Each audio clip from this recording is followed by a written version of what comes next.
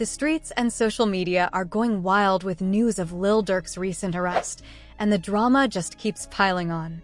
The latest buzz is around OTF Jam, who's being accused of being an informant in Durk's inner circle.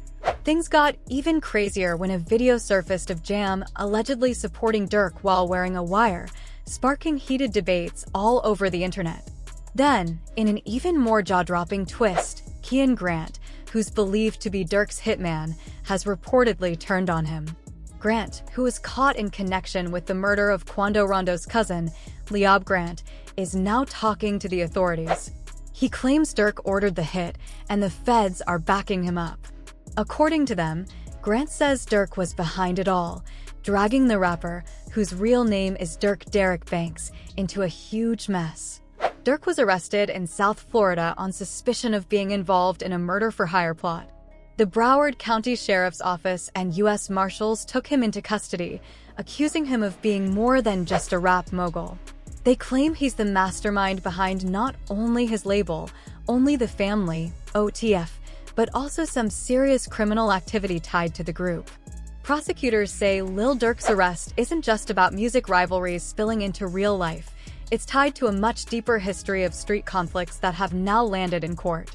The key moment in the story happened on November 6, 2020, a night that changed everything for Durk.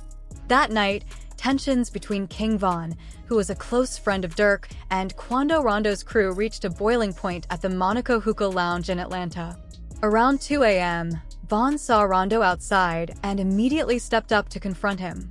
A fight broke out, and in seconds, gunshots rang out, leaving Von fatally wounded. His death rocked the music world and hit Durk hard. Since then, many believe Durk has been driven by revenge, and some even say it led him to plan something against Rondo's crew. Now, with an informant and an alleged hitman sharing crucial evidence, Durk's future is in serious jeopardy. What started as a tragic loss has turned into something much bigger and more dangerous. What started as a street beef has now turned into a legal battle that could change the future of one of rap's biggest names. The tension between Lil Durk and Quando Rondo's crews has gone from music drama to real-life violence, leaving behind a lot of destruction. It all started on November 6, 2020, outside the Monaco Hookah Lounge in Atlanta. King Von, Durk's close friend, confronted Quando Rondo, and what was supposed to be a fight quickly turned deadly. A brawl broke out, punches were thrown, and then gunshots rang out. Von, just 26 years old, was fatally shot. His death rocked the hip-hop world, and everyone was left in shock.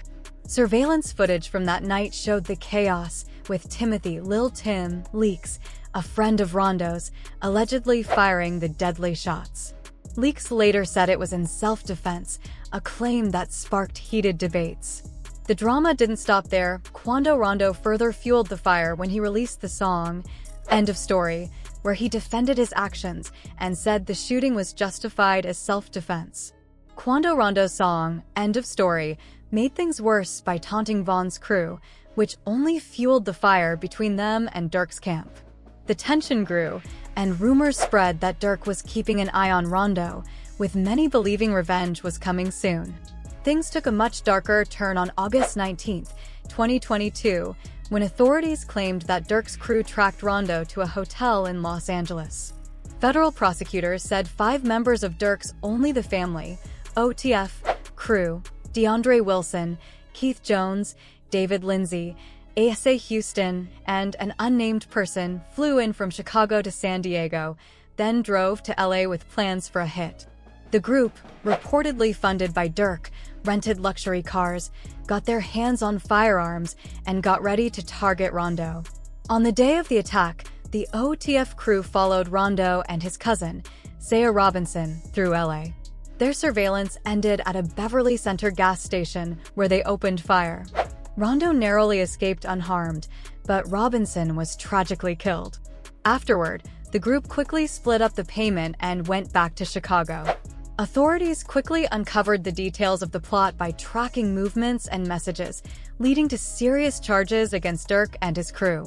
Prosecutors are charging them with murder for hire and conspiracy, saying that Durk was the one who funded and planned the hit. But things got even more intense with rumors of betrayal inside Durk's inner circle.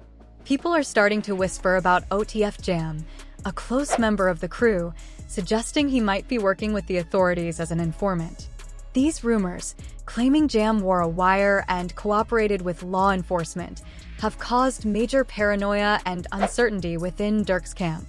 With Durk facing federal charges and the possibility of someone close to him turning on him, this case shows how music beefs can explode into real-world violence, destroying lives along the way.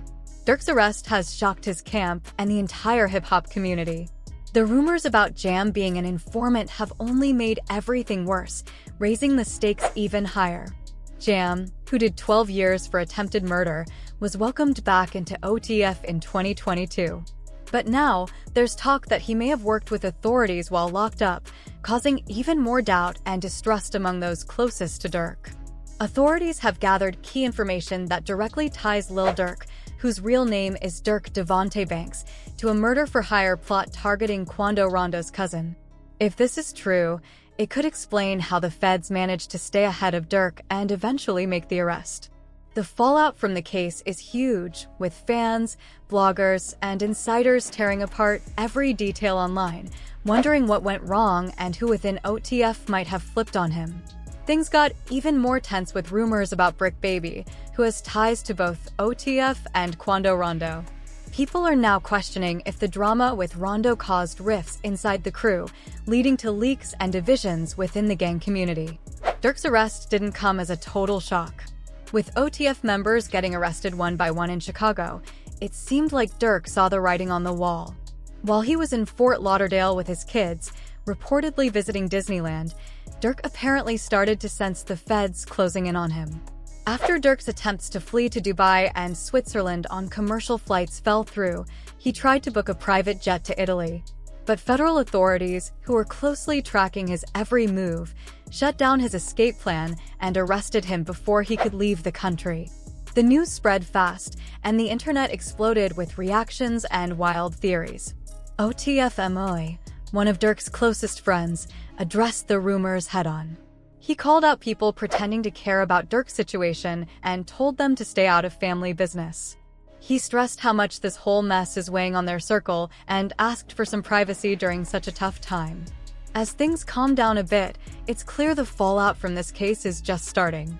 With talk of betrayal and informants, OTF is facing serious challenges. For Durk, the road ahead looks tough. His legal battle will be hard, and the uncertainty in his own circle only makes things worse. Durk's arrest has also brought the long-running feud with Quando Rondo and NBA YoungBoy back into the spotlight, sparking even more questions about the drama that's been going on for so long. The tension that's now causing legal problems for Lil Durk has been building up for years, fueled by personal slights, diss tracks, and tragic losses. At the heart of it all is the heartbreaking death of King Von, one of Durk's closest friends. On November 6, 2020, Von got into a confrontation with Quando Rondo outside an Atlanta hookah lounge, which quickly turned deadly when Rondo's associate, Timothy, Lil Tim, Leaks, allegedly shot Von in the chaos.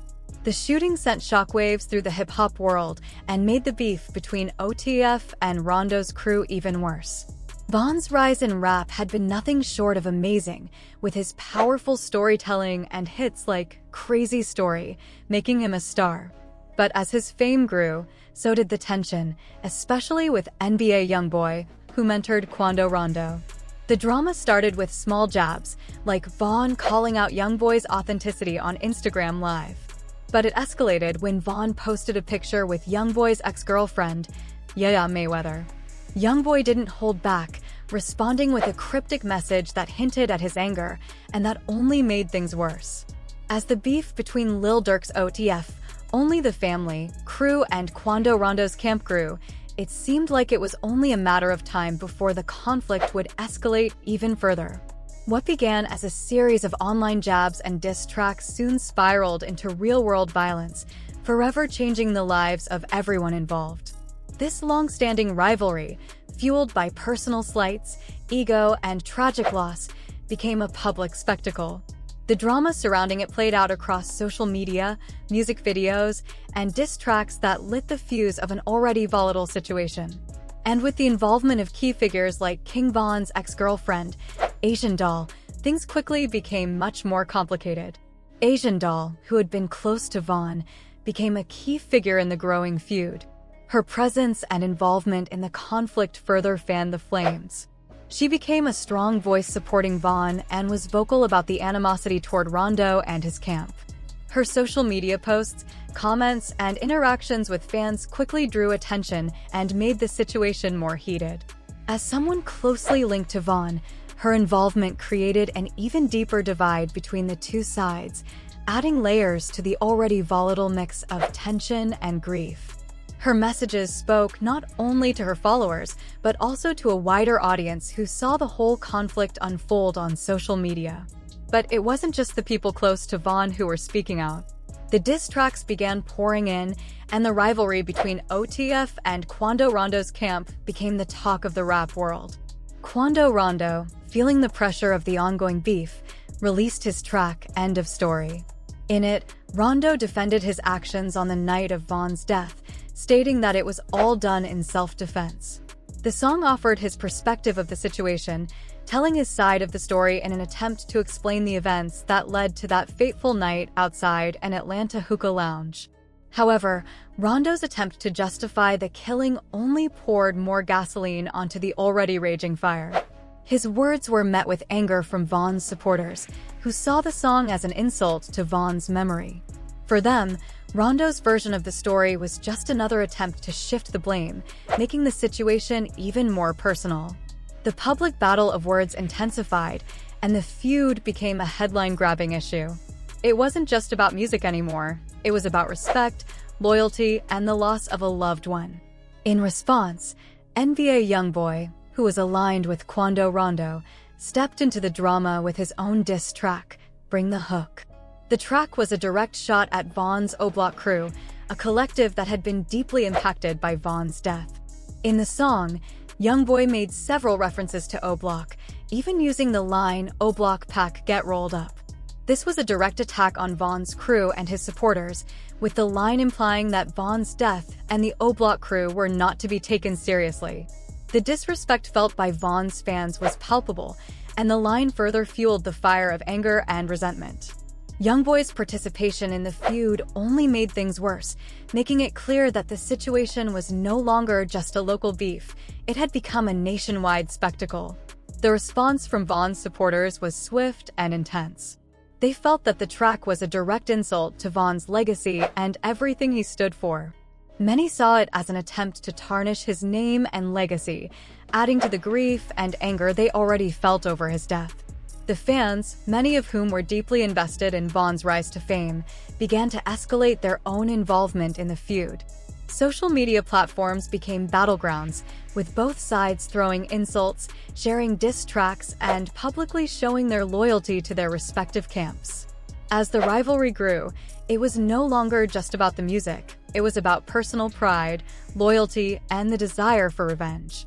The online posts, comments, and songs started to feel more like declarations of war. Both sides rallied their fans, and tensions boiled over, becoming less about individual artists and more about their entire entourages. The line between public beef and real-life violence was starting to blur. Behind the scenes, things were getting even darker. Lil Durk, who had been deeply affected by Von's death, reportedly began to consider retaliation. For Durk, it wasn't just about a song or a diss track, it was about avenging his friend and holding those responsible accountable. Durk's grief turned into rage, and he began to take steps that would put him on a dangerous path. It's said that Durk's response to Von's death became more than just words. Prosecutors later claimed that Durk was involved in orchestrating a murder-for-hire plot targeting Quando Rondo's cousin, Saya Robinson. This plot allegedly ended in Robinson's tragic death at a Beverly Hills gas station, which further fueled the ongoing feud. As authorities pieced together the events surrounding Robinson's death, it became clear that the conflict had reached a point where retaliation was no longer just a theory, it was becoming a reality. Durk, along with members of his OTF crew, allegedly planned the attack, including organizing travel and securing weapons. However, federal authorities, reportedly aided by informants from within OTF, managed to shut down the operation before it could be carried out. The authorities swooped in and arrested Durk and several of his associates, marking a dramatic turn in the situation. The fallout from this case was immediate and far-reaching. Rumors of betrayal within Durk's circle swirled, with whispers of informants and possible leaks adding to the chaos. As the legal battle unfolded, the public's attention remained firmly fixed on the situation, and it became clear that the once tight-knit OTF crew was facing serious challenges. What began as a public beef between two artists had spiraled into a web of violence, legal issues, and mistrust, with far-reaching consequences that would affect everyone involved for years to come. As the dust began to settle, it was clear that the conflict had gone much deeper than anyone had anticipated.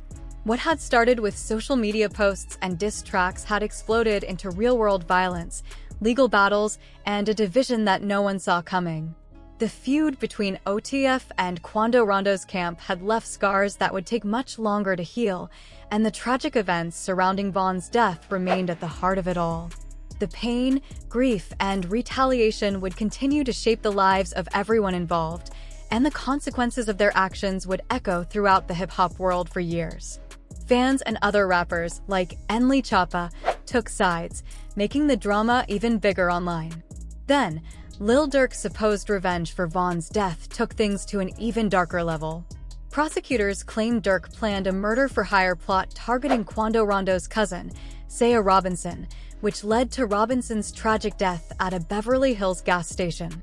Durk and his OTF crew are accused of planning every detail of the operation, from booking travel to securing weapons.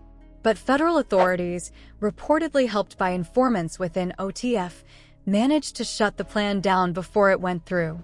Durk was arrested along with several of his associates. To make things even more intense, rumors of betrayal and informants, like OTF Jam, started spreading, making the situation even more complicated.